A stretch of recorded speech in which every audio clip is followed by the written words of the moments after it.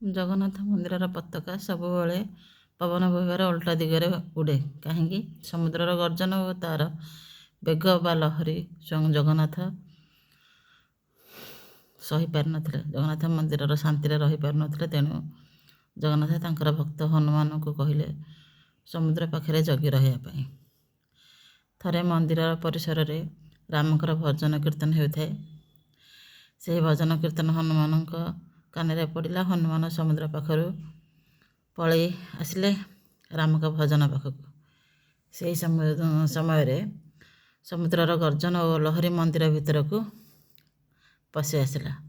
ଜଗନ୍ନାଥ ଆଶ୍ଚର୍ଯ୍ୟ ହେଲେ, ଭାବିଲେ ସ୍ୱୟଂ ହନୁମାନ ସମୁଦ୍ର ପାଖରେ ଜଗି ରହିଛନ୍ତି। ତାପରେ ବି ସମୁଦ୍ରର ଲହରୀ ମନ୍ଦିର ଭିତରକୁ ପଶି ଆସିଲା। ତାପରେ ଜଗନ୍ନାଥ ଜାଣିଲେ ଯେ ହନୁମାନ ସମୁଦ୍ର କୂଳରୁ ଛାଡ଼ି ପଳେଇ ଆସିଛନ୍ତି ରାମଙ୍କ ଭଜନ କୀର୍ତ୍ତନ ପାଖକୁ। ତାପରେ ଜଗନ୍ନାଥ ହନୁମାନଙ୍କୁ ଆଣି ସୁନାର ଜଞ୍ଜିରରେ ସମୁଦ୍ର କୂଳରେ ବାନ୍ଧିଦେଲେ। ହନୁମାନ ସମୁଦ୍ରଙ୍କ ଉପରେ ବିରକ୍ତି ହେଲେ, କହିଲେ ତୁମେ ମୋ ଅନୁପସ୍ଥିତିରେ ମନ୍ଦିର ଭିତରକୁ ପ୍ରବେଶ କଲ କିପରି? ସମୁଦ୍ର କହିଲେ, ସବୁ ତମ ପିତା ପବନ ଦେବଙ୍କର ଦୋଷ।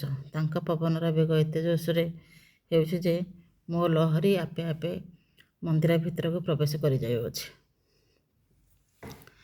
ତାପରେ ହନୁମାନ ତାଙ୍କ ପିତା ପବନ ଦେବଙ୍କୁ କହିଲେ, ଆପଣ ଆଉ ମନ୍ଦିର ଆଡ଼କୁ ବୋହିବେନି, ସବୁବେଳେ ମନ୍ଦିରର ବିପରୀତ ଦିଗକୁ ବୋହିବେ।